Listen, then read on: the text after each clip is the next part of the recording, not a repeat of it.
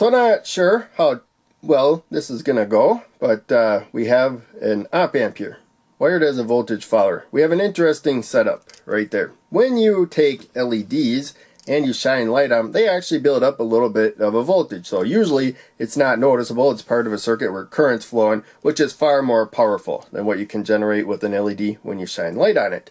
But every once in a while you might have an LED that gets to a sensor. So this is an input of an op amp. Doesn't let current in or out. It looks at the voltage. And so that's what we got. You can see that LED is already lighting up from how much light we got in from the lamp here. And if I turn the lamp off, I think it could be like hours. It might not even dim. And I think I was sitting here for like an hour and it was still lit. But in case, we'll come back to that later. So they're kind of like little solar cells. My flashlights, they turn on and off, so I have a capacitor also. Maybe it will help to like charge the capacitor and stuff instead of trying to just do it directly. Again, I made this diagram a long time ago, but I'm pretty sure that this note is a big hint to solve my problem. I'm pointing out that the inputs don't leak as much current as probably most voltage measurement tools. So I think that is the problem that I have now. And so we do have this lit, but as I said before, even if I get it dark, it's not going to go down very quick. So maybe when I drew this, I was measuring the voltage, and that was able, because the tool I was using, this is 10 million ohms of resistance right there, and my multimeter provides 10 million ohms of resistance when it's measuring voltage. So it doesn't really let voltage go through, but there is like a high amount of resistance where some current does trickle through. So with my multimeter, it should be about 10 million ohms. Haven't measured it in a long time, but pretty sure memory is serving me right. And so yeah, we get it brighter. Now the LED will get brighter. There we go. And capacitor has to charge, and kind of how I'm holding the light to the LEDs will make a difference. And now it's fading down. So now, unfortunately, my oscilloscope's even worse. It is being run by battery right now. I don't have it plugged in, and so that will help keep the display from going into sleep mode. But there you can see, I can only get up to about 1 volt, and now it's quickly discharging. So we know that that light came on before, which it would do if the voltage went up. So I'm thinking that this is not even providing 10 million ohms of resistance when it comes to that measurement. So now we see the green one. I believe the green one, is it this one? No, this is the yellow one. Okay, so we see the green one, which is the output. It's hiding the yellow one. That's why we just see green. I can take the yellow one and just put it to ground right there. And somehow I gave it a spike, probably with my body. And yeah, now we can see the yellow. So that is the output, and it is, no, that's our signal. That's our signal voltage right there. I can't even get it above 1 volt. So now here's the multimeter that I'm really sure is 10 million ohms of resistance when I set it to measure voltage. So that's what we got there. I don't have to move the red probe unless I'm going to measure high current. So I already have the black probe clipped, and I should have got this ready.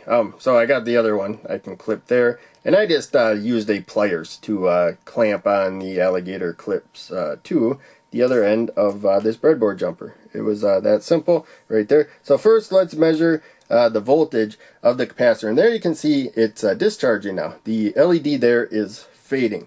So that's what I think was what gave me my previous results, where I was confident in this circuit working as is, but the multimeter actually affects it. There we go. Now we got the LED lighting up, and yeah, it looks like we can get up to about 4 volts right there, and the LED doesn't affect that at all. The output though may not be able to match what we got with the capacitor. So capacitor is charging. That's the overhead light right there. It's actually enough to get it to charge, and this has an auto light feature. And yeah, even at that, I do have the flashlight on. Maybe that's affecting it. But yeah, I can even charge that with the overhead. Let's try shadow. And yeah, it's still charging. So yeah, we can't really look at the output. We can look at the maximum voltage. Of course, it should be what we got at the non-inverting input for the most part, because we have the voltage follower. And now it's going down from that point. So I think there'll be a leveling off period based on this light level. And then also there'd be like a lower one at this light level. I'm assuming right there. Yeah, now it's going up a little bit, and now it's going to go down a little bit. So we have that variation. We are at the output though. It's transferring that voltage. The meter is not affecting the output because it can provide current. But when we go to the capacitor and the LEDs, they cannot provide the current. The little bit of current leaking through the meter is actually draining the capacitor. But we can overcome that by shining light on the LEDs. So to make this a working circuit, because I like it with the meter, we saw 10 million ohm resistor. Is probably good enough. If I remember right, this is 10 million ohms of resistor. I'm pretty sure it is. I'm not going to look for another multimeter right now. I don't know where they are. We're not actually going to measure that. Now, when you're done with the multimeter, make sure and turn it off. So yeah, I'll just kind of recap. First off, this may not have worked as well with 5 volts. I got 9 volts there. The output will be able to provide more power if we have a higher supply voltage. So thought I'd mention that, because you lose a little bit of the positive supply when it comes out. So you want to have, quite a bit extra to work with. So yeah, I showed this as a voltage measurement right there, and we took that voltage measurement. We also had a load parallel to the multimeter. We also took a voltage measurement right there. So I should modify this to also put a 10 million ohm resistor right there. Then it works really well. But of course, if we also measured with the capacitor, then it's going to discharge twice as fast as what that 10 million ohms provides. Because then we'd have another path with 10 million. Current would leak through the 2 of them. And so that would affect things as well.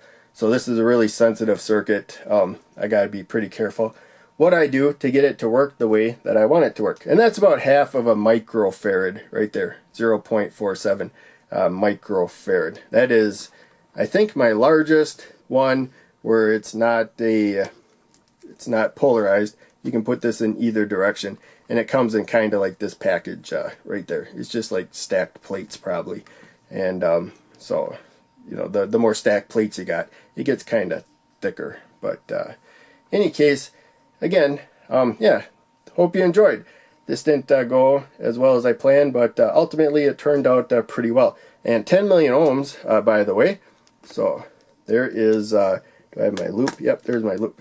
So millions of ohms, the multiplier is yellow.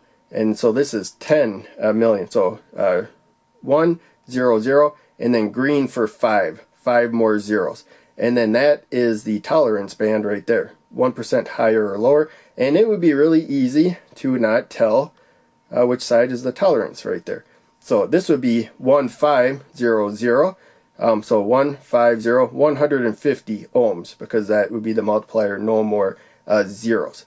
And so I think I actually have a 150 ohm resistor. So it might look the same as this if you put it in the wrong way, but that capacitor would never have charged if it was 150. So I know it's what I said, 10 million ohms, 10. That's right, 10 million ohms right there, because that's the multiplier. 5 more zeros. So I just did the color code lesson there. Maybe I'll do a separate video on that. But yeah. Rambled on long enough. Thanks for watching. Make sure you check out one of the other videos I'm posting on the screen, and check out the links down below. They all help a lot. I'll see you in the next video.